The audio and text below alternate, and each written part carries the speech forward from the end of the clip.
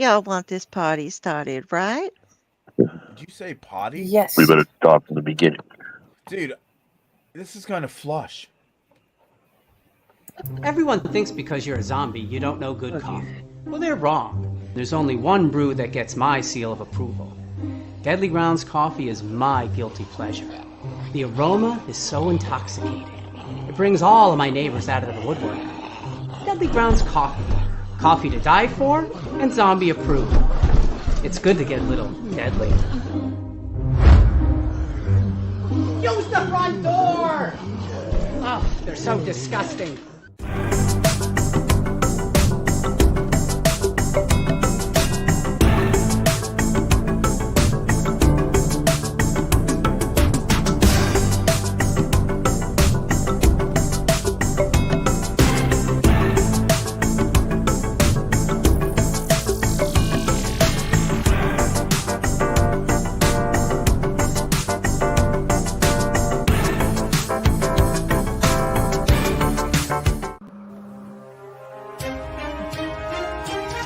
The Dorkening and all affiliated shows are not intended for anyone under the age of 18.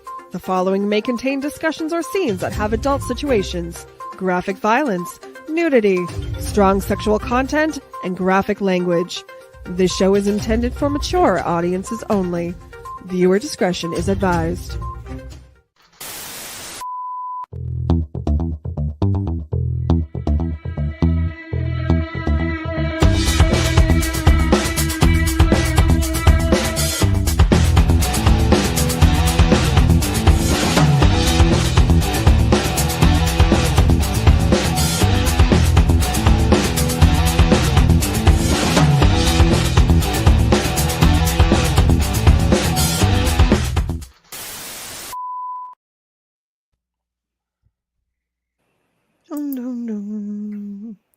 Well, hello. Welcome to the Unprinted Pages podcast. I think I've got the right show this time. So Patricia Harris went over to Hell's Dungeon this last couple of times, and then she found some honors, and then she asked them to write stories, and then she went all over the world, and she found writers in Australia, in New Zealand, all over the country. And so now we have these two amazing anthologies. And with me today, of those people, we have the Pile, the Raz, and the Dell. We are going to get her in the next anthology. She will be with us then. But as of right now, she's here to be our moral support, and we missed her, so we talked her and Ratatosker into coming on as long as they can. Hi, Pyle. Hi, Raz. Hi, Dell. Hi, Ratatosker. How's it going? Well, it's going good for me, considering you can't see me. You can't see me. Stefan, yes, we say things like fuck. It's fun. Yes, we do. We have a wide range of vocabulary. Question for the audience. Can you guys see Pyle? Because Pyle can see Pyle, but we can't see Pyle. Yeah, that's because he's John Cena. Or maybe I am, because I don't even have, my name is not even listed, so I must be John Cena today. According to the internet... I figured you were just the ghost with the most, No. man. Yeah, that's true. No, it shows up exactly the way you guys say it does. I've checked the book of the face and the U of the tube.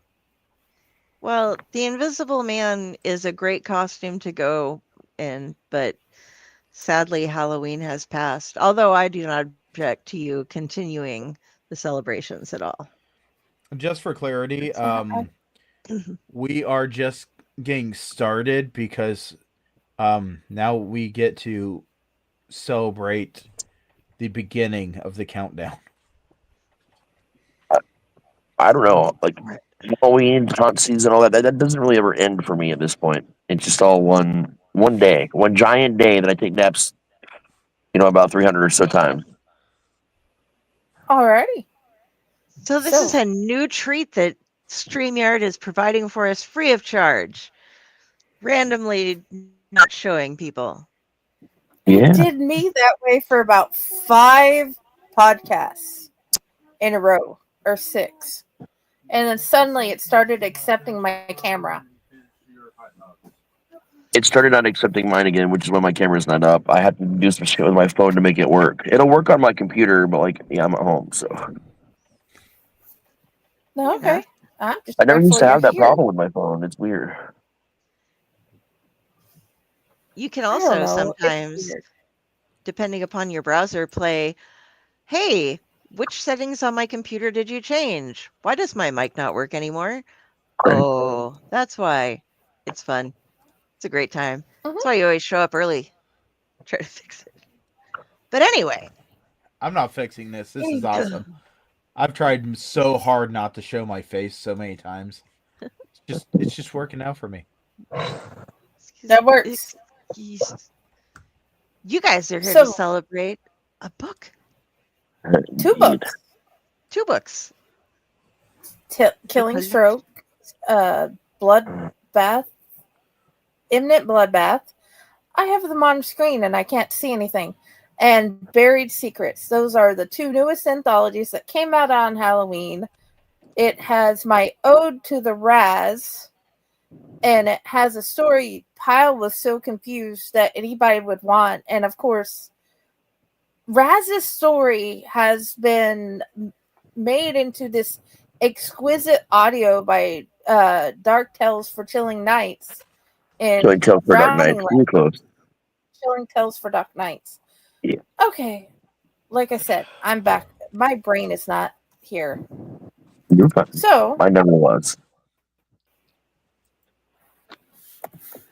and the song was amazing, and then the extended song was amazing. I love the story. Good song. And so let's start. Okay, who wants to go first, gentlemen? Pyle or Raz? Oh, Pyle, Let's go ahead. I need to compose myself. Okay. I can't see myself on the internet, and I can flip everybody off, and you guys can't see it. Yeah, same. So, tell us a little bit about your story, Raz. My story is crafted of words. Yes, it is crafted of words, and it is at Lost Creek. Yes, this is another story at the Lost Creek campgrounds on the edge of Riverside, Ohio. Just another of my Riverside stories in general. Also, it is the weird, low-key introduction of a new character that you'll see popping up from time to time. He's mentioned only in the beginning, I believe. It's the curator who finds these odd and strange things and displays them in places. Interesting. Okay. And he goes on this adventure or I don't know if you'd call it an adventure. A life-changing event happens, or many. Yeah, it's like a story and a story and a story. It's an interesting situation where you've got this guy that has found out about this insanely terrible story and found this diary, right? And as he's reading it, he's discovering a story within that based on a story that was found in another journal. Interesting. Yeah. It gets very meta. It's in a weird way though, because like you find out eventually that the original diary was found by this guy named the curator and stuck in the Riverside Historical Museum. So like there's the mention of that. The historical museum has not been mentioned since I'm wanting to say it was the re-release of the Mine, which sounds as Crimson One in the very beginning. It mentions the Riverside Historical Society, which will get mentioned again in the future. There's plans for that. But yeah, this was just a really fun story to tell. I had written a version of it a long time ago that was much, much shorter than this thing, not even a third of the length of what this became. And This is really hard to explain. I don't do a lot of human on human horror typically, although I find humans to be the most horrifying monster of all in most situations. So this is more of a cult slash serial killer type of story, I would say. I did loosely base it on a serial killer. Well, perhaps more than one serial killer. The Zodiac. Very nice. I was just watching something on him the other day. That is epic. And this song that I hope everybody, I shared it on my Friday page and it's on his stuff.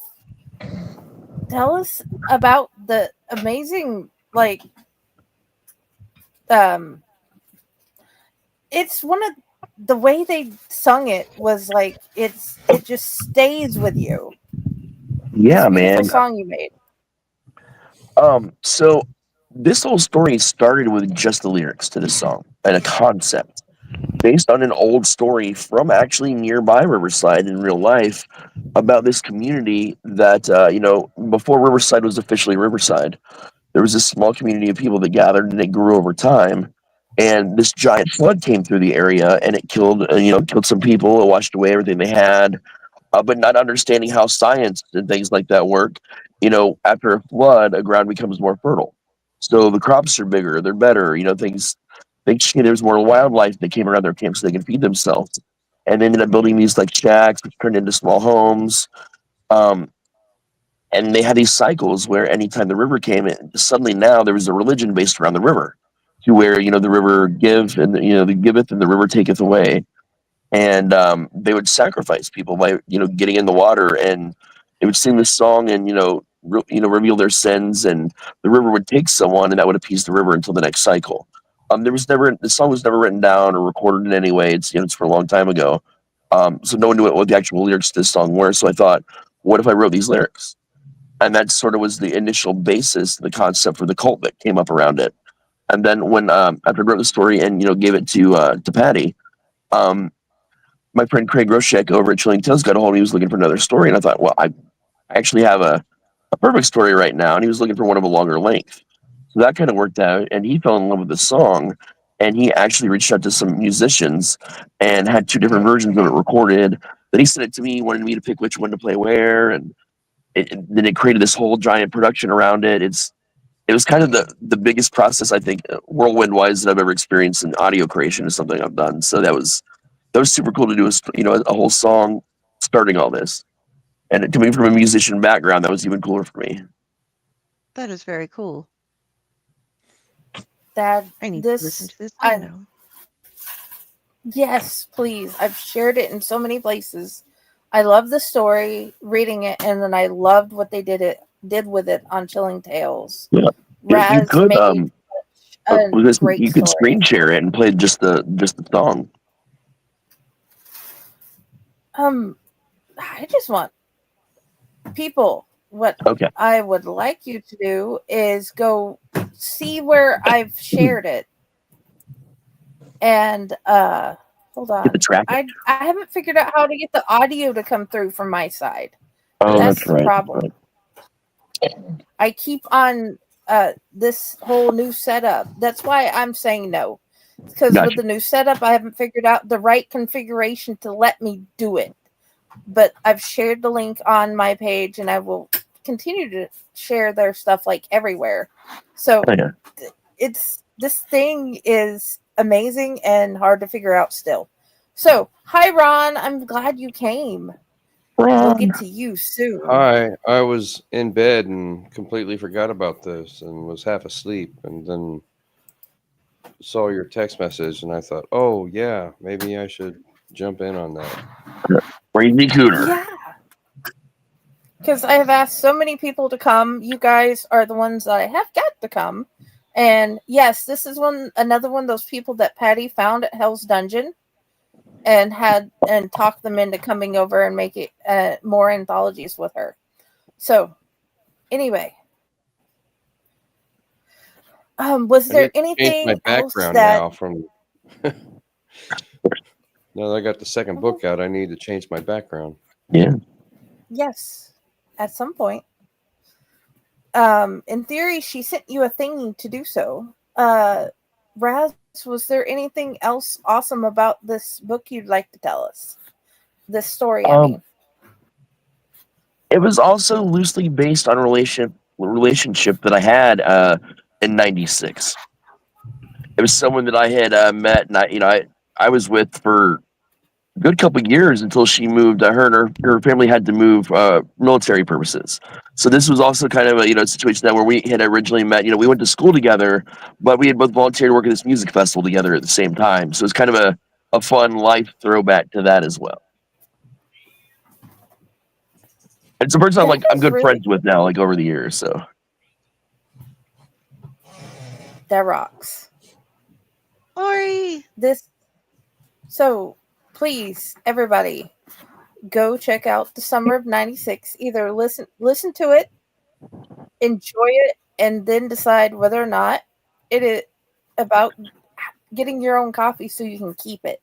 yeah. Or better And yet, buy the copy, and when you turn to the story, listen while you read along. there's that too. I have put the links up above and below, or wherever links go, wherever you are. It keeps changing. Pyle, tell us about your story. Well, it's about a man that you cannot see on a podcast. Oh no, that's what's going on right now. My story is all about a artist trying to get his artwork out into the wonderful world, and he does it in the most wonderful ways of leaving it on back roads where he can see people enjoying his artwork, and he doesn't really want to take credit for it, so he doesn't put his name on it or anything like that. But the beautiful thing about his artwork is that anyone can become his artwork because everybody is a masterpiece that just needs to be released. Um, so yeah, that's basically most of it in a roundabout way. But yeah, the character absolutely just loves going into detail on how he does what he does, and um, he just can't wait to get into the next masterpiece, which you just might find on a abandoned road or off to the side of a busy highway, or any place that you can find random items, because that's where you'll find his artwork. It sounds So yeah, awesome. it's it's very, very interesting. Might be a short story, but some short stories you just can't wait to see how they take off, and perhaps there'll be more to it in the future, because who knows? Everybody knows a person that's struggling with their own type of artwork.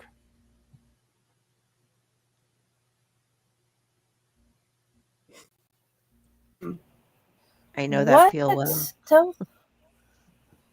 Okay, so yes, and he meets people along the way that he decides whether or not they're just random customers of the store or people he wants to become better than what they are.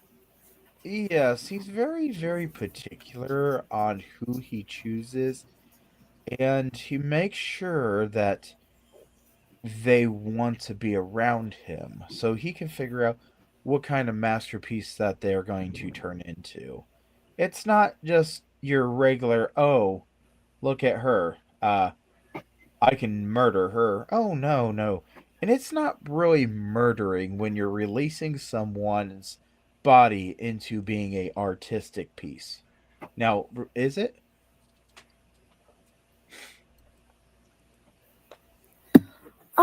I wouldn't say so. I would say that in some people's eyes, you are making them more than they ever knew they could become. Exactly. And the oddest thing about this is this was done in the principle of, you know, what would happen if a person just decided that they wanted to make a sculpture out of someone's bones, and then after it was already done and figured out, yes, we're done with this story.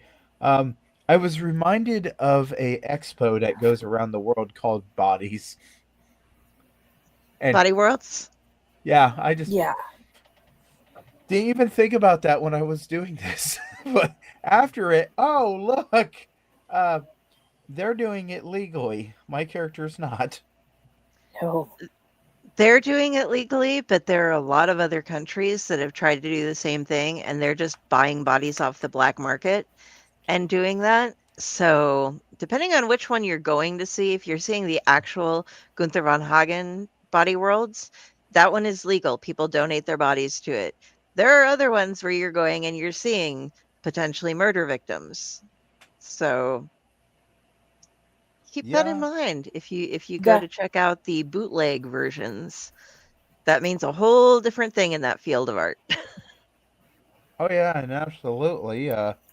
But my character, he just needs to express himself, and you know, it just when he sees something, he really wants that person to be okay to experience this out of body experience in a way. So he makes sure that they are very comfortable around him. That sounds very nice. yeah. This kind of reminds me a little bit of the Dexter Darkly book series, which is they made into the TV show Dexter. And one of them, there's something taking place in New York with these performance art pieces where people are like cutting their own legs off and doing like crazy shit like that. And it turns out there's like this guy behind it, like coercing people into doing it. And it's a great story. Oh yeah. Dude, yes, Pile, I do recommend listening to all the Dexter books. They're I definitely one of my favorite series. I'm always up for a good story. I I have been scolded because I was told that Dexter is absolutely my thing, and I have not read or watched anything Dexter, so it has been presented for me by Leo Pond. He was just like, I am going to give you all of the Dexter, and you are going to watch all of the Dexter. And I'm The, like, okay, I the will watch all of show's the Dexter. decent. I mean, it's a decent show. The last real season, the end of the initial run of the show was garbage, and I haven't seen any of the newer stuff they've been coming out and doing lately. But the books were pretty genius, in my opinion. Okay. The books. Read the books. The only reason I'm telling him listen to them is because, well, obviously the severe dyslexia. It is so worth having the books and listening to them over and over again, which I have done for years. Okay. Dude, there's so many questions. I'm trying to figure out what not to ask to give too many spoilers. I Because there's know. a whole lot of. Dude, He tell takes them about while you were telling us when you were sending the voice to text how you were the body movements you were making. yeah. So in the weirdest way possible, this is a thing that when he goes and really gets excited about this whole situation, he will actually start to rub himself across the chest and be just, oh my gosh, this is such a wonderful feeling type fellow. Uh, do I recommend anybody doing this to dead bodies. Absolutely not. That's But called necrophilia. yeah. Well, he doesn't want to make love to him. He just, yeah. He gets a certain great feeling as he works upon these.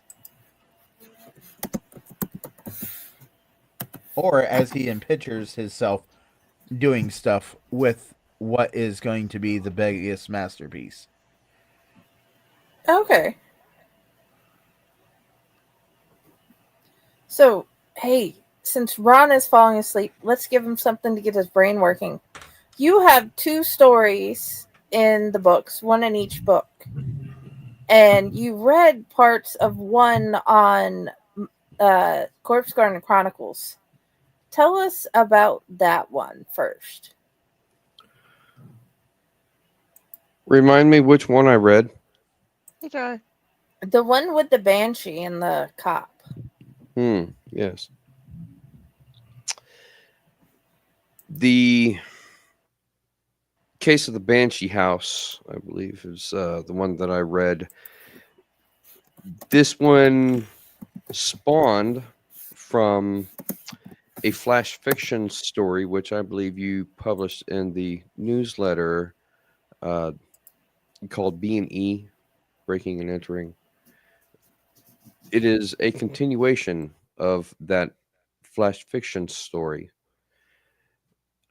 I realized that I could use it to set up a recurring character, which I've had the idea for a while now, and it will be a stay tuned.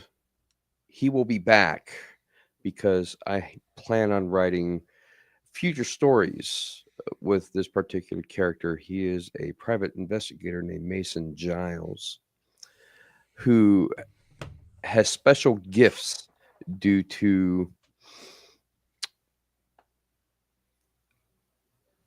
certain attributes, I think is the best way to describe it. Without going too much into detail, he has a demon inside him, and the demon has powers which manifest through Mason, which I think is the easiest way to describe it. I've been thinking about this character for a while and what kind of cases that he could solve using his demon abilities. I'm trying to work all of these stories together into one full-on novel-length book.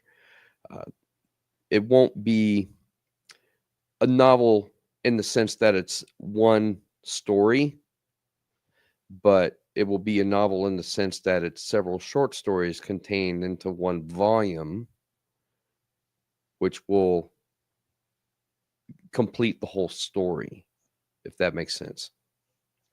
Kind of like Sherlock Holmes. You get a bunch of shorts put together. Yeah, something like that. So rather than a collection of short stories which have nothing to do with each other, it'll be a collection of short stories all centered around one main character that, when you put them together, will give you a broader picture of the world that Mason Giles lives in and the kind of things that he has to deal with. Very cool. So I don't know how long it's going to take before I actually get to that point. I still have a couple more stories left to write. One will include his backstory on why he has a demon inside him. And then one big case, which will probably take up the majority of the actual novel itself. It's going to be a while before I get to that point, but the working title right now is From the Files of Mason Giles. That rhymes. I know, that's why I chose it. Nice. That rhymes. And you have you have a thing for these types of titles. I'm thinking you're building. The last entry of Grant Gilson. Grant Gilson. I wanted to call him Gills for some odd reason. Last entry of Grant Gilson, and then from the files. It's a thing about literary. So the Banshee and the clock and the everything coming together. How did you get the idea of it all fitting together?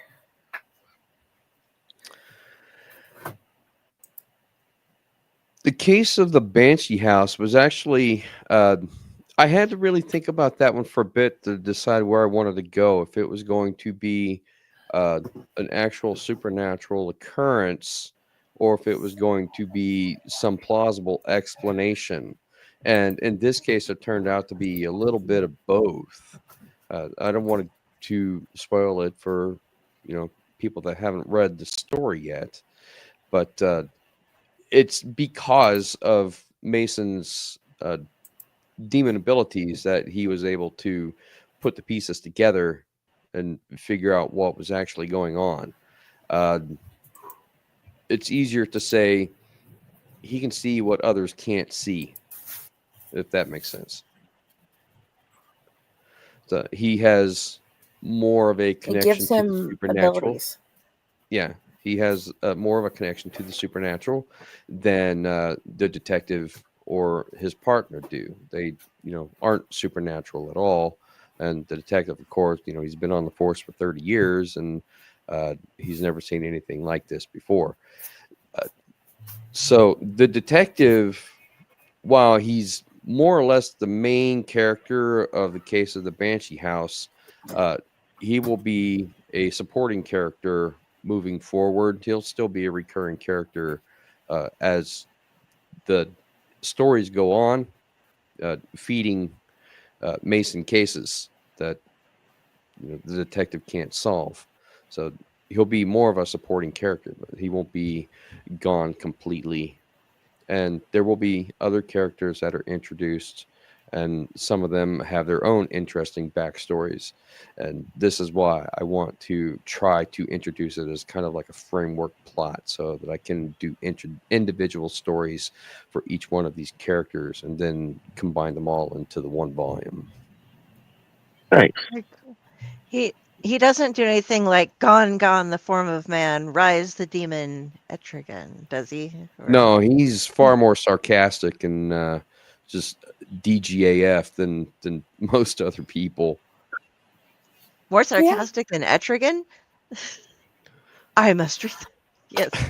I can't say that he is more sarcastic than Etrigan, but I can say he is a very sarcastic guy. He's not stuck in rhyming and iambic pentameter. No, he's No, he's not. he's a rhyming. pretty hardcore street private detective, and most of his DGAF comes from the fact that nothing can really hurt him because of his demon nature. Nice. We got to do a crossover story between my what is it? My Seth character, my modern day bard. That would actually probably be Yeah. pretty hilarious. That would be epic. Okay, I have looked so I can tell you where things are. Pyle's story is in Buried Secrets with his with Ron's story. Hold on, I'm working on getting you the correct title of Ron's story. The Case of the Banshee House. Both are together in at least I think it's here. Hold on, I'm rechecking yep. Both Pyle's I Am an Artist are and The Case of the Banshee House are in Buried Secrets. His Killing Maze story that he's fixing to tell you about are Which I with love. My Poems and Raz's story in Imminent Bloodbath. So, tell us a little bit about the Killing Maze. The Killing Maze, the main character in that one, is a soldier who was recently released from active duty for some questionable decisions he made, which resulted in the death of a lieutenant general. So he finds himself back at square one, trying to figure out what to do next in his life, and ends up back in his hometown, where he runs into an old friend, so to speak, or a college buddy, who, while they have an amicable relationship, they've never actually been friends. And it turns out that this college buddy has become a professional hitman, and he's been in the game for so long that he doesn't really find any enjoyment in the job anymore. So he starts hunting people for sport, and he sees our main character, John, as a possible good competition, because he's a soldier who's trained to kill, and he wants to know basically what was going through his head in that moment, that he killed the lieutenant general, if in fact he did actually kill the lieutenant general. So it's a cat and mouse story, where John's being chased through an old junkyard, which has been built up precisely for the purpose of people acting out their inner desires to hunt and kill people. That one I have read, and I really, really enjoyed it. And this sort of spawned its own little universe, actually, because in the making of it, I had to come up with some history for why this place even exists. And I didn't really want to go into, there's a whole society behind it, that of people that would actually know about this place and use it, and have their own little secret society. But Raz read it and he's like, lean into it, make it happen. I love this Because story so much, man. It's he so well liked written. that aspect of it. So I was like, all right, well then, I'll because that's how I had originally wrote it in the rough draft. And then when I went through and I rewrote it and I took all of that out, and then Raz was like, no, put it back in, put it back in. So when I did the next rewrite of it, I went back through and I really had to think about, okay, I need some background story on this. I need some details. If there's actually going to be a secret society of serial killers or professional assassins that know about this place, I need to come up with like how it would all work and everything like that. So Mike, the professional assassin in the story, his family is connected to this killing maze. So I really had to think about how that came to be. And Mike's family is mafia. So Will we get to, in the future, learn more about the two side characters that they encounter entering and leaving the maze? oh, the old woman and the man that are dancing around the burning victim. Yes, I Uh, really enjoyed them. I don't know. I hadn't actually thought about it. They're a husband and wife killer team that really devised some intricate ways of torturing and yeah, I don't know. That's a really good question. I hadn't thought about it. Just like this story ends with John essentially taking Mike's place and accepting a job to go to Colombia to assassin, a political leader. But I hadn't actually thought about writing a sequel to it. I thought that the story worked as a standalone as is. I hadn't actually thought about writing a sequel, but I don't know. There's always a possibility of it. It leaves itself open for one. So maybe in the future, if the story is there, if the idea is good enough, then the world may develop, and you might always get a side story or spin-off of the husband and wife killer team. I feel like you should do a book, a Mason Giles book, about the Killing Maze and these characters. I feel like those two worlds are very complementary to each other, and they could be the same world. The same world. I don't know, because that means that I would have to introduce the supernatural into the Killing Maze, and I'm not entirely certain I like that idea. Fair. That would make Yeah, it too easy, really.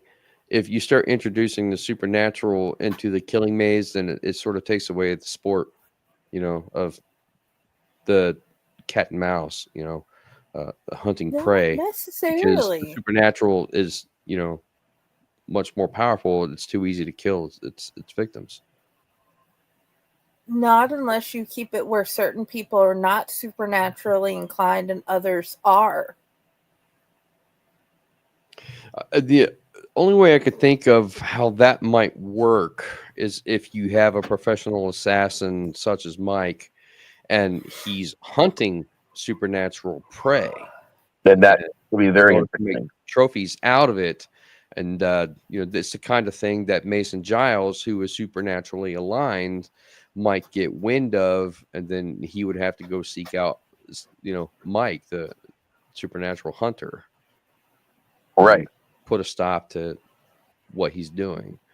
Something like that might work. Although I don't know. I'm not too entirely certain I want the two worlds to be the same like that.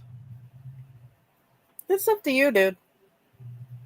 Yeah, I like the idea, but I think it's the kind of thing where I could see Mason taking on a case like that, but it has nothing to do with the Killing Maze itself. That could work too, yeah. The concept of it. Okay. Is there anything else really awesome you want to tell about your two tales? Like I said, Mason Giles will return. He has a mentor, rather more like an uncle figure, even though he's not technically related to him. He has a mentor. The mentor name is Professor Rado. Rado runs an academy for the supernatural and people who have an inherent proclivity toward witchcraft. So he teaches witches and wizards and things like that. Rado, in and of himself, is very supernatural and has some unique abilities which nobody else has. And that's one of the stories that I plan on writing is Rado's backstory and how he came to start his academy and teaching witchcraft. I am very interested. Okay. Yeah, I'm excited to actually get into it, but before I can do that, I've got the short story I think for February's the fairy tales.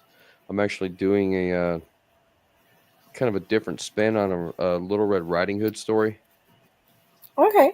to submit to that anthology.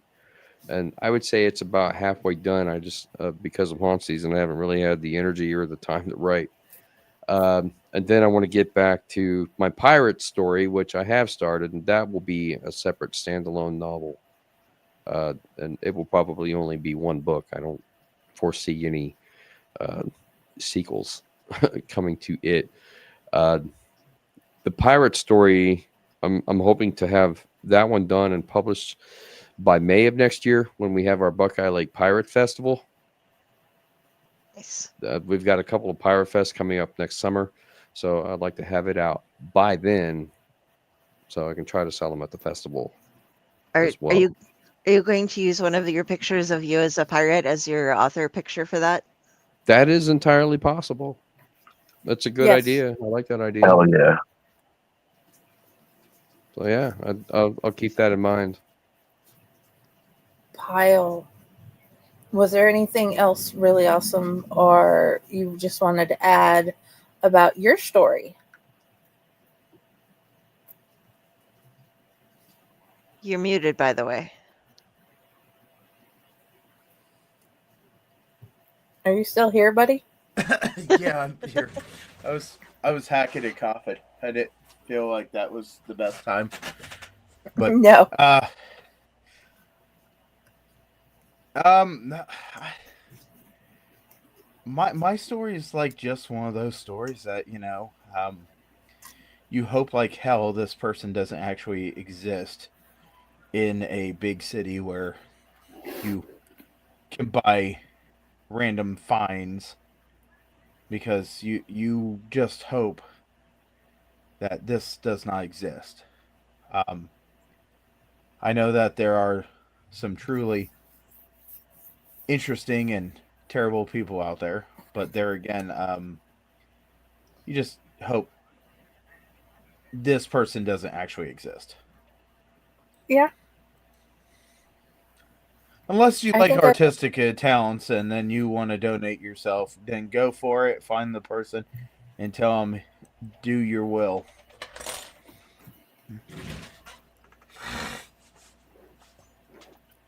yeah. That is a thing. Okay. The most With interesting newspaper ad ever. Oh yeah, no, there is a newspaper ad that he tells us about in the story. So, yeah. Nice. I can also tell everybody,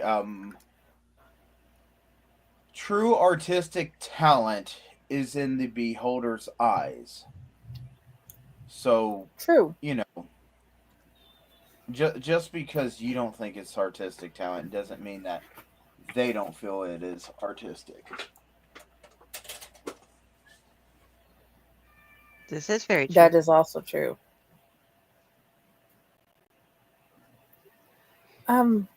Okay. This is round about the time where you guys get to ask me questions after I tell you about both my poems in Imminent Bloodbath.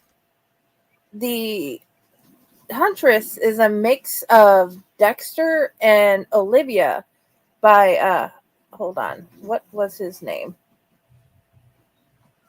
Malcolm Tanner. And so I love both of those series / story a lot. And in The Huntress, she goes to the bars and she finds the most obnoxious scumbag, the ones that she knows is out to take advantage, push themselves on you, be the reason you wake up in the morning drugged and you don't know what's going on, and so on and so forth. So she finds the lowest of the low, the most garbage men, and she takes them home. And she gets them all riled up and ready to go. And then she just ends them, and they become toys to take. Basically, I'm not quite sure what she does with them afterwards. I just know they're no longer breathing and will never hurt anybody again. And Yeah. Sounds like Yeah. she needs a killing maze. yeah, she has her own version. There's a few bars in town, or close enough for her to. Hers is just a different playing field. Then the How does she other dispose of one, the bodies?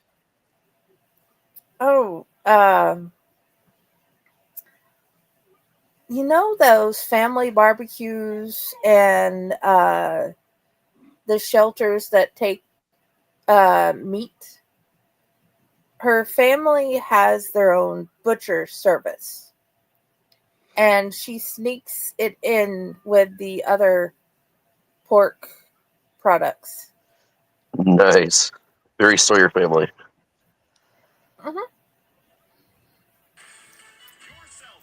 Best little barbecue in Texas. Yeah, exactly. So what you're saying is, it's going to be a wonderful meat pie. Yeah, Mm-hmm. you're never going to have better ribs. She's just very careful not to give anybody the brains. Is anyone in her family a barber by chance?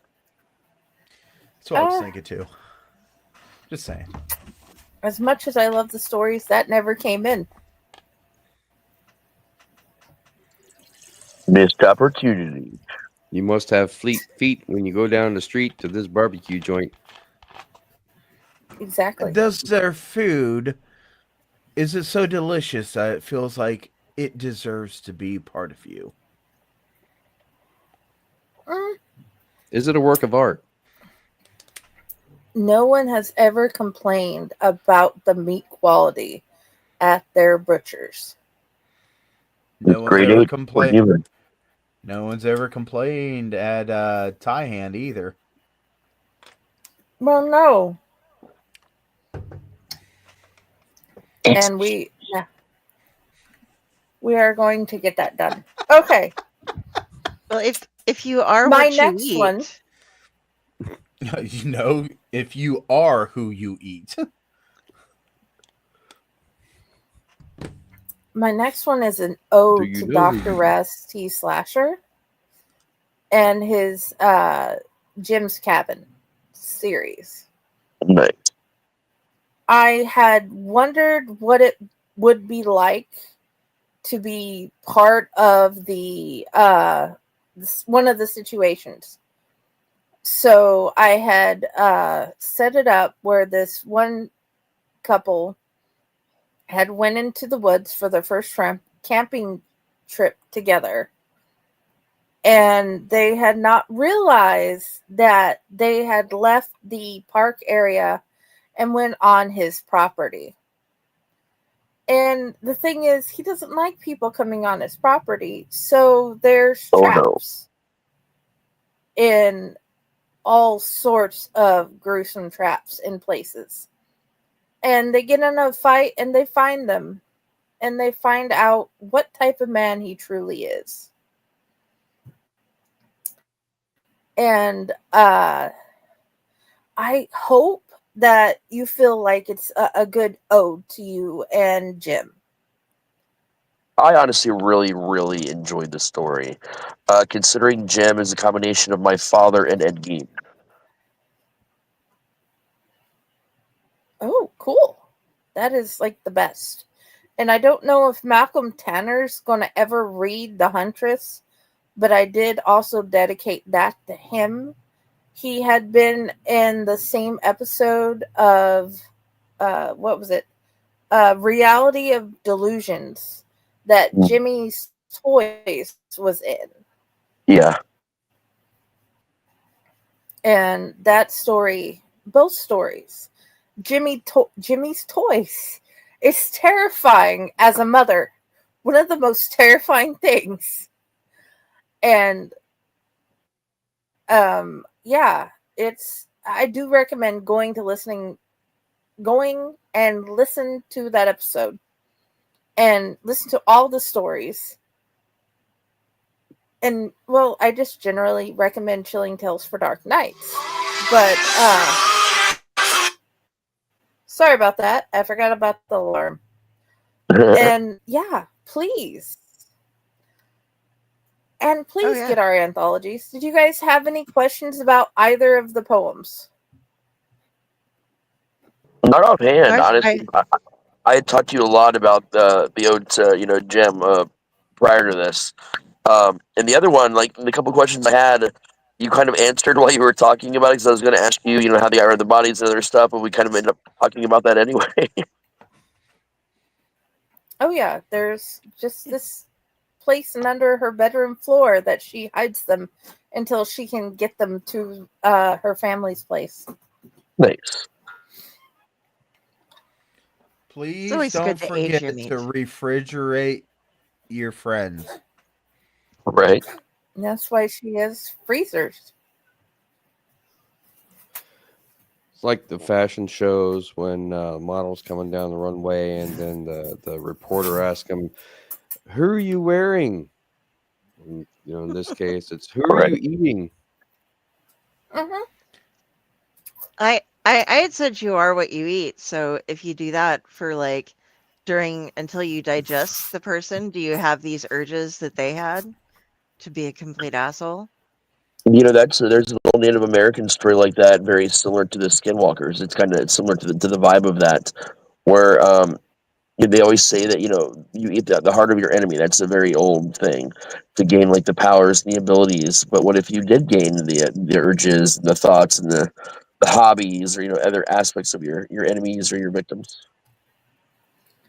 I have never had the. Let me put it this way: I didn't. I was not old enough to think about that. The one time I did meet somebody who could answer that question. No, I'm not going into that story because I don't fully remember it or understand what was happening. But I am just going to say I didn't. That never crossed my mind to ask. That was a So weird day. I've always said Sounds like it. you should love the skin you're in, if not be like Leatherface. It pushed the lotion on its skin, or else it gets And the hose again. no, that's not Leatherface. No, it's not. But it's based on the same serial killer. It's He all was more of a ghoul. He did kill people, but only when he got backed into a corner. yeah, but he did wear things. Yeah, he did. Ed Gein, everybody. Let's give it up. Yeah,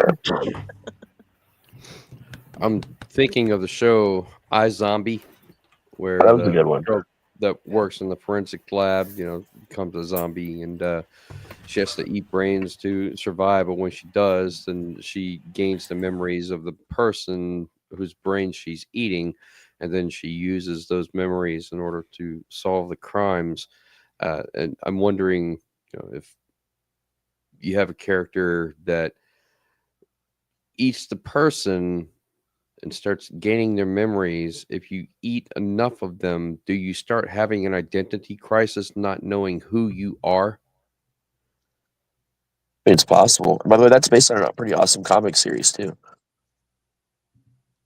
Maybe they only eat the sad people. That way they can appreciate their life. No, only the emo ones, the emo zombies. That's kind of how they do that. They stay emo forever. Is that based off of Chew I can't remember. Possibly. by Jonathan Lehman? They have the FDA has this one little thing where there are certain people who like if they can uh, eat something, they can see what happened in the past with it. Others like can write something so good about food that people feel it. They all have food-based abilities, and it's really strange, but it's an So interesting comic. let me ask this, okay? Um, and this probably has nothing to do with your books or anything like this, but it's a really good question.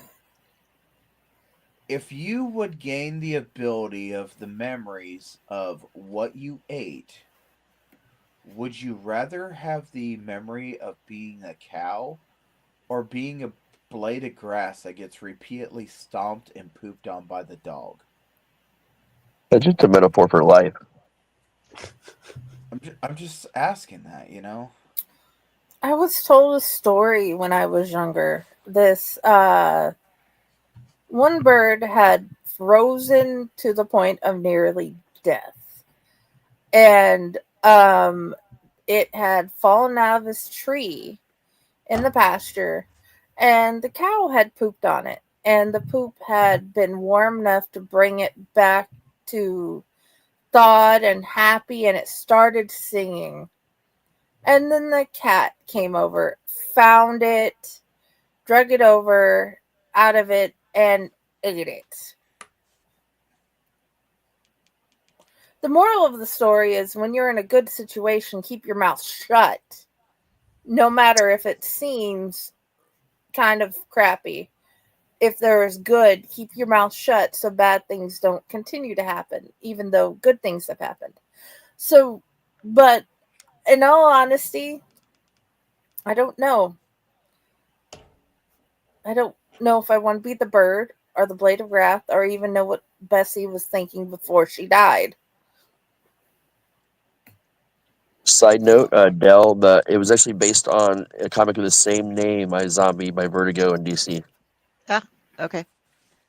Chew is just one of those very weird ones with people who have all these food powers that are strange. And they make him eat the most disgusting things. Like, we need to solve this case. Here's a finger that we found. It's 3 months old and rotting. Here you go. Try Yep. it. Let's know what happens. I think, Pyle, I would I think I would eat goat because I would like to know what it had been like to be a goat. You know, like I don't think I could bring myself to eat a cat, even though I think it would be incredibly nice to know what it was like to be a cat. But Stay out of Springfield, Ohio. I'm so glad I brought this to the table now. yeah, but I would like to know what it was like to be a goat, and I wouldn't feel terrible about eating a goat. You know, a goat's life is really simple. It's not too bad. But like then you became a talking goat. Then an old guy found you and tried to give you a present to his wife, who leaves him. Then he chains you up and leaves you on the back of his truck. Thank God that's a sheep. It's judging you. I think though in your like your thought process about the blade of grass and the poop and etc. I'd like to be the poop because then I could become a monster. So It's this judging you. Yes, already. and I would forget that I ate corn exactly a week ago. I don't know where I had planned on taking this, but somehow we ended up in the weirdest situation of Well, we I were mean, talking about eating things, my and story brought us this to the situation I do know, but It's only because Pyle posed a question. yeah. well, Okay then. it's just one of those things that if you were living the memory of a cow, you're in a barn, you're this and that, or you're out in the field, or this and that. Grass doesn't do nothing. So, if you eat grass, but if you eat corn, you just stay still. I mean, it would be a very boring thing, and it would make me not want to eat vegetables even more because they don't do nothing. So my sister's ex from like way long ago, like college days, was a vegetarian, and he learned that there was some scientific study they did where they hooked broccoli up to electrodes, and then when they cut it off, like kill the broccoli, it actually registers as like on an EEG scale or something like that. I don't know. I don't know the study exactly. I didn't look it up, but he was explaining it. So he thought broccoli could think, so he wouldn't eat broccoli. I I'm just gonna say I love this one comment that was left. That's what I'm gonna say. I think I would eat squirrel because it would definitely be nutty. And I kind of want to know why, like, they run out in front of cars and then scramble at the last minute to try to make you swerve and like crash on the trees and stuff. And why do they do the things that squirrels do? And if you're running low on energy, would eating a squirrel like give you tons of energy and make you squirrel out? It's because they're alcoholics. yep. No, you do not get the energy from the squirrel. No, but you get a I show can tell from you a that squirrel. much. Yeah. You don't get the energy, unfortunately. I'm sorry to tell you. And yeah.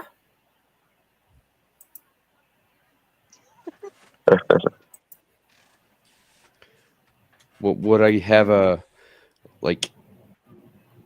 deeper connection to like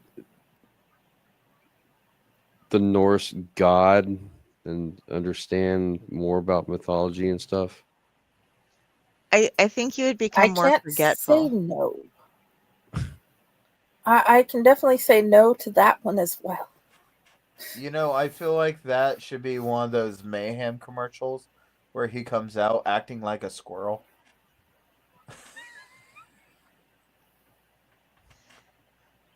That You know? yeah.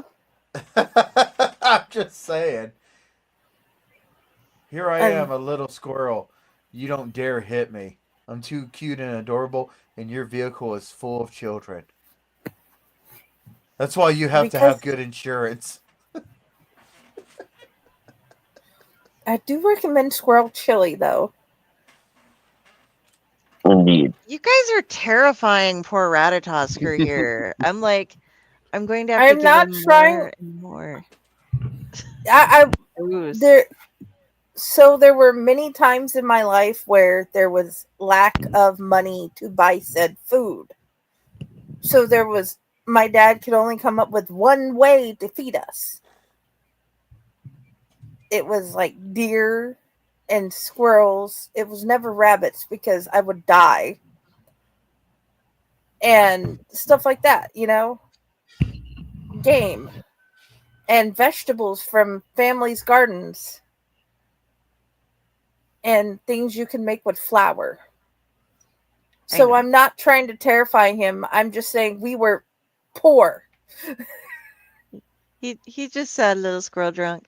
And Stefan, you don't need to have Loki as a squirrel because Ratatosker exists in Norse mythology. That's where just this little guy came from. He left Yggdrasil to hang out with me because I needed help. Needed something to keep me off track. Oh, yeah. I don't know if I have been trying to get us on track and we keep going off track. Sometimes I'm not sure if we're on track, but I think tracks are taking us in the entire different area of the holler I planned on going. There are no tracks. There is only Zool. Hey, I'm You I'm know? I'm all for the book. And what books we're going to come up with next time, because I'll Okay, tell you. so that What? means that you need to come up with a fairy tale reimagining, Pile and Raz. For what? Well, what That is the should I thing. do? Fairy tale. I don't know. Pick a fairy tale. Any fairy tale you like. And reimagine the story. Because Dell, I've just it's one of those, you are going to be in the anthology with us, so you have another anthology on your belt, and then you can go from there and put it in your story collection later. But then you'll have something else under your belt to get your name out there more. I will So have to you think guys are about going to this. join. We're going to figure out how to join her into a fun story. I'm I going to try to figure out this story, but first I've got to get the thought of Pink Pony Girl being sung by Miss Piggy. Wow.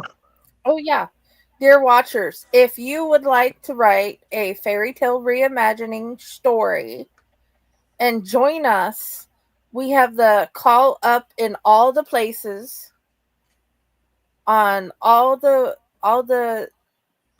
socials. Go look at it and please join us. You're all welcome to join us. These are just the only people that said, yeah, I'll be there tonight. I'll definitely be doing Because I it. have asked over and over again for all the peoples. I'm working on it. Yeah, I mean, you guys were the ones that said, "Yeah, I'll join you on the show tonight." I don't want people to think we're just the boys only club. No, I did give them invitations to be on Unprinted Pages. So far, I get to have a very early morning with David Cornford. You must read his story. I cannot pronounce that character's name for the life of me, but it is a character that lives off the life force of others. It is like the first story in the dude, I know this. Let me find his name again. Where was it? Yeah, Drops of Blood by David Cornford. This guy lives by taking the life force out of others. He finds out that he is mutated in a way, and he finds his own way moving forward. This guy loves to write epic fantasy, and I get to meet him Tuesday morning really early because he's in a whole different country. So yeah, Nice. I can't wait to get him on this show, and I want you guys to go check out his stuff. Cool. So yeah, I'm going to see if he'll join us for the next one, if he can do a fairy tale reimagining and join us again, because his story was great. So guys, was there anything else about any story you've written? Well, for Dell, any story you've written, and gentlemen, for your stories that you've added to these two anthologies that you want to share?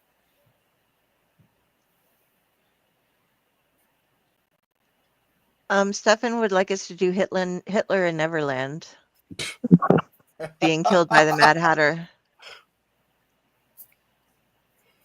Okay, Wow. so the producers was remade into a musical, and it had the guy that played Captain Jack in Doctor Who.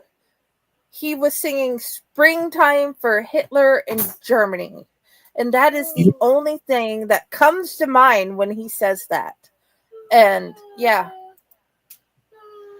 No, Well, I'm thinking reminded- that Neverland was Peter Pan, but the Mad Hatter was Wonderland, which was Alice. So I'm wondering if he's mixing his fantasy genres there.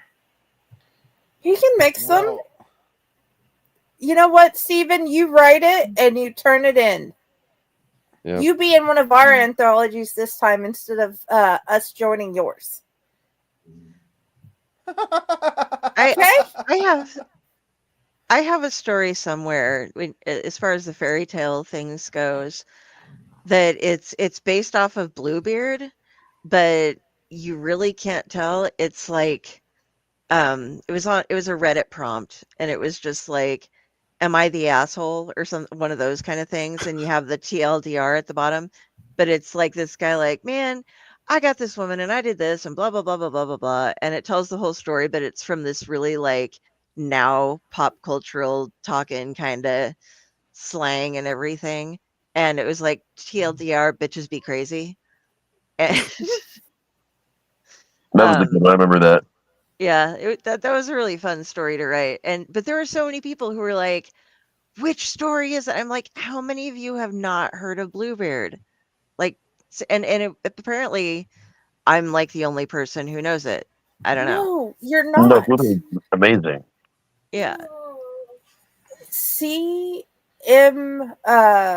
It's not Dante, shush, go. Sam Haynes has recently put out a new story about Bluebeard. Hold on, let me find it because I have it hidden in my Kindle. I have what is it called? He's been in my head a lot lately. I just got done reading The Shining, and Bluebeard is brought up there. And a show I was watching a while back, they were bringing up a character, and it was like, oh yeah, he was very Bluebeardian in the way that he behaved. But people were like, what's that? Cursed by Darkness.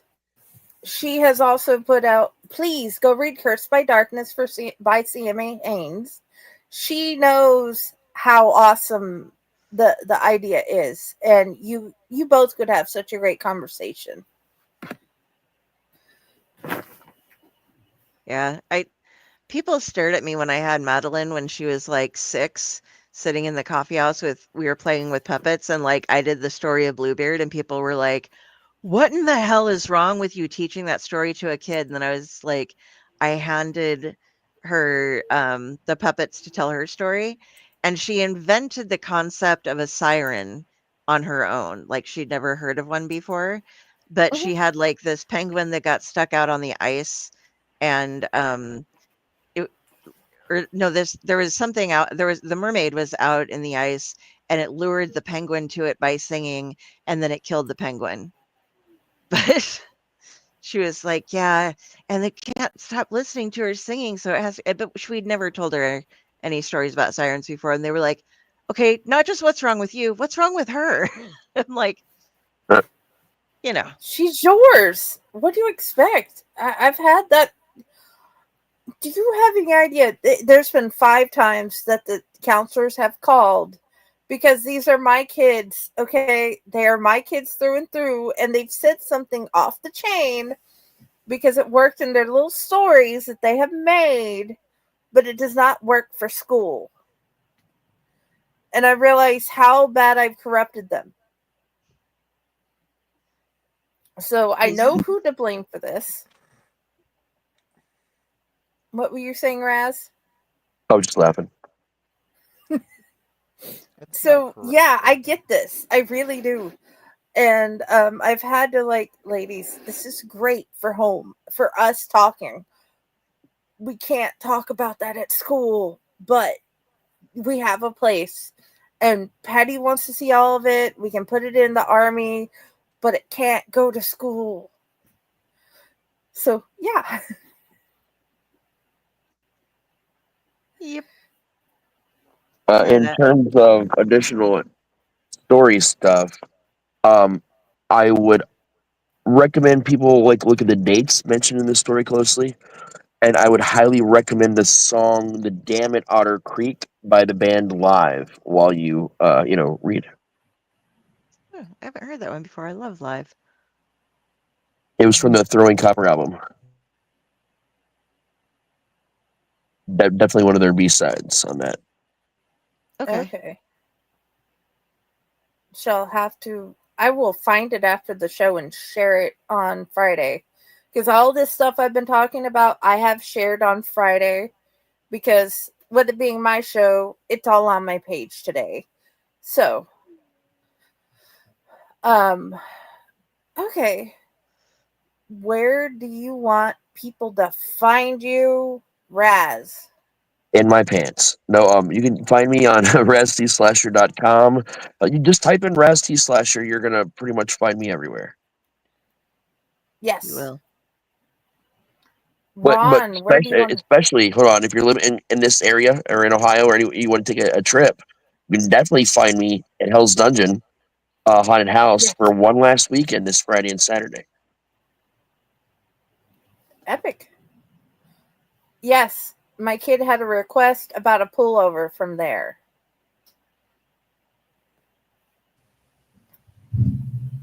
So I need to get with you about how to get one of those. Okay. Ron, where do you want people to find you? Find me at Hell's Dungeon next weekend, I suppose. That sounds awesome. I already have a pullover from there, and no, you can't have it. No, that's why I'm trying to get a separate one that is not yours, because the one she got from Pyle, she has worn to school every day since she got it. She has worn it over the weekend. She has worn it to school. Oh, yeah. We've had to wrestle it from her to wash it and then let her continue wearing it. So I need you to understand that. And you saw the picture of the book in the backpack, Raz. She has told her teachers, she has told her friends, she has told them, you have to read this book. This is a great book. That's awesome. So Pile, where do you want people to find you? You wouldn't be able to wear our pullover to school. It does say hell on it. That's true. Yeah, that might not be something she'd get to wear, but she'd still get to have the pullover. True. She could wear it outside of school. She can Yeah. wear chainers at school, and then switch into hell at home. Yeah, and wear it over the weekend, and let us watch the other one. Yeah. You can find me here. You can find me on a lot of shows here. You can also find me in a couple of books, and I do have a question for everybody that's trying to find me. Did you put the candy out for Pumpkin Paul? Yes. The candy was everywhere, all over Newton for Pumpkin Paw. I hope he found it, and I hope he enjoyed every single piece that they had left for him everywhere around. Stefan did not. He also thinks we should create an antho called Schadenfreude. I am a big practicer of this. Schadenfreude? That would be interesting. I have not thought about how to even conceptualize Schadenfreude. Oh, I have. At length. Yeah, but how to get everybody on the same page of their version of it happening for an so we can do that. Oh, and we also need to talk about the Haunters, about that one anthology Pile and I was and Pile and his name Max. is not Mark. Max. Max. I love Smith. Max. My little redheaded friend. Well, not so little. The redheaded friend. Our He's redheaded friend. We need to get about the Haunters giving their backstories. Yes. Please. Because I need For you their to... characters or for the haunter themselves? No, your character. I've got one ready for that already. Yes. Well, That is what I do told too. them. I've just never written it down. So write it down. We need it. Well, let me put that on my list of projects that need to be written at some point. How about this Yeah, for an anthology? One person writes a story about a group of people, a really fucked up story, right? Horror, obviously. And then everyone else writes the same story from a different character's point of view. Only one person is telling the truth about the series of events, and we called it Unreliable Narrators. This sounds more like You a police know? interrogation. More like Clue. Yeah. There's another one. I can't remember it. Okay. So I would like to thank everybody for being here. I would like to thank everybody for being in these anthologies with me. And I'd like to thank Dell for coming and hanging out and adding all the things.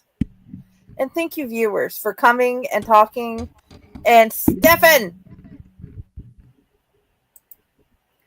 I need you guys to go find Fractured Mind Publishing and check out their stuff. Yes. I keep two the other, hand me that bag, Josh. I had it in the Keep Salty bag, but my kid needed the bag more, so Josh got me this bag. So I need you guys to know that I keep these anthologies with me everywhere. I do have the paperback that Dell had given me of this one, but I figured, dang it, I have papers on everything. So, yes, here are just two of them. There are a bunch of others that you guys need to go check out. And I'm close to done with another Mythos story, too, man. We need to get back together again. Oh, yeah. Need to get the band back. Yeah. We're on a mission from God. We're on a mission from Cthulhu. Yes, that's true. Yeah. We're on a mission from Cthulhu. We're on math. But anyway. Wow. That explains a lot about this this channel. So either way, the meth Meth is isn't mething. I bad. have issues. I need a nap. But anyway, thank you all for being here. And since we keep talking about Mr. Redhead. Hey everyone, I'm Maximus Christian Bryant, president of the Ohio Haunters Association, and you are watching Chainer's Haunted Secrets on the Owlite Network. And I wanted to invite you all to come see the Ohio Haunters Convention on May 9th and 10th in 2026 at the Ohio State Reformatory in Mansfield, Ohio. See you there. Yay. Just to verify, I'm going to have to inform him he lied because we are not on Chainer's Haunted Secrets. He'll get so confused. He'll be like, No, "Did I say this at wrong?" some point. Yes, Yeah. at some point I was want to get him confused to about say that. I thought we were do doing a one for different here. show. Yeah, I want to get him to do one for my my two shows at some point. I just need you to help me figure out how to get it recorded, how to ambush him. But either way, I love you, gentlemen. I love you, lady, and I love all my viewers. Thank you for being here, And and I meth. hope everybody has a wonderful night. I hope you listen to the stories. I hope you read the books because Serena has done a reading of hers that I've shared on Friday as well. Of her story changes in the anthologies. Yeah. So I think it's in Buried Secrets. So yes, please go listen to that. It was awesome and I loved the story. And I think that's everything. If I not, forgot I'll share something. it later. I What? forgot something. Follow some links that we have posted around. I am part of the Evil Idol audio voiceover contest on Chilling Tales for Dark Nights. Check out my story, and if you like it, give it a thumbs up. That is also shared on the page as well. You can find it on Friday's Disorganized Library. And please go listen to all the videos, read all the books, and thank you for being here. I forgot to say it, but I did share it. All right.